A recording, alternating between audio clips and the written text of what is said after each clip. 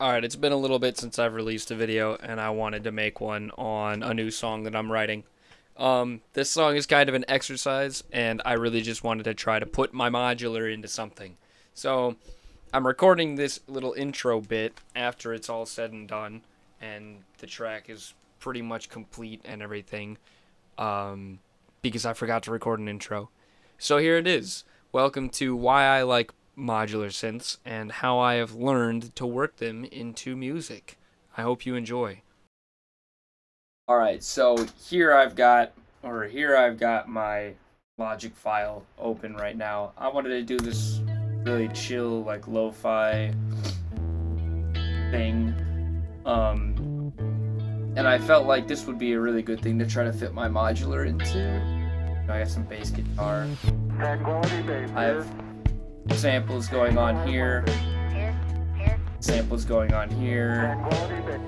Some nice piano just for texture. And then this piano and strings. So, yeah, I think it's really cool. I think it could use some background stuff from the Nifty case. So I'm going to try to record some stuff on that now. And we're going to see how it goes.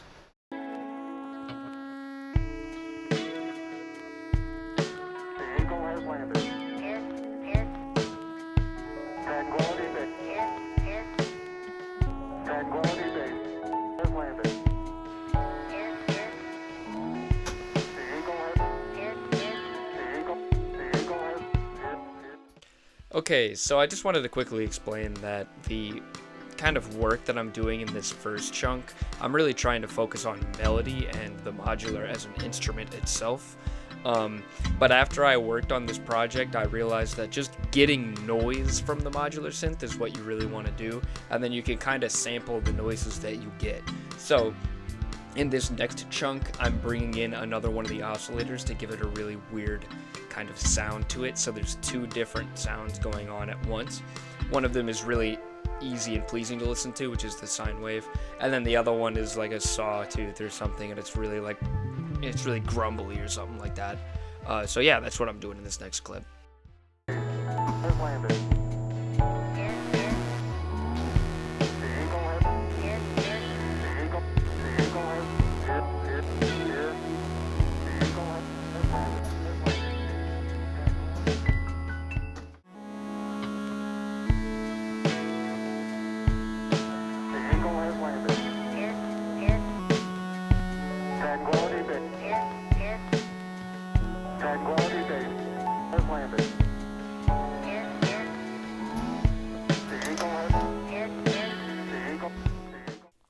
Right, so at the end there, we started to kind of see, I went back to trying to make it into a melody, and it was really fun to do that for the time being, but what I ended up actually using, excuse me, for the song, I'm going to show you. Alright, so I couldn't figure out how to show you guys my cursor on the screen, but I'll try to talk about it as well as I can. This Audio 8 here is actually our modular that I have cut up and put into this track of its own. So up here in Audio 7, if I play what I have in Audio 7, it's all of this stuff that I was working on through it. Also, why is it messing that up? I think we have to get into it. So you can hear how like weird it doesn't really fit at all. This is just stuff that I had recorded that I enjoyed. So all of that stuff is just stuff I recorded and I liked, but I'm not going to use that, right? It would be kind of weird to use that.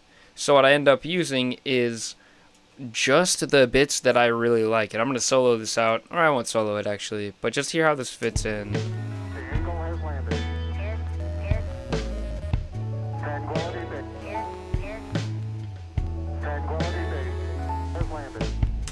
So you can't really, it's not like the most, it's not the loudest thing in the mix, of course. That would be a little ridiculous. But I really like those glitch feels, particularly this one.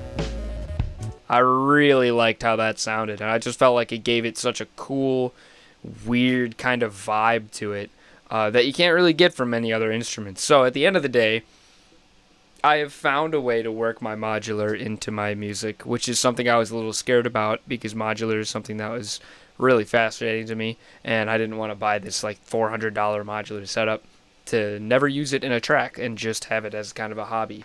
But it taught me a lot. This little exercise here taught me a lot about just working in the modular into stuff that, you know, I actually write every week and things like that. It's no longer just gonna be some fun instrument that I play on its own every so often. I can actually incorporate it into my music through this kind of idea of sampling.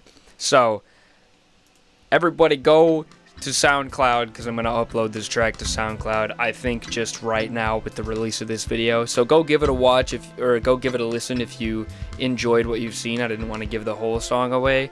There's just some fun stuff in it. So yeah, it's not the longest track, but there's a lot of really interesting stuff in it. So I would greatly appreciate that. Don't forget to like my video, subscribe to my video, and comment and all that stuff. Comment what your favorite band is, because comments really help the videos to get out there to other people, and I'm interested in hearing what music you guys like to listen to. So I'll catch y'all in the next video.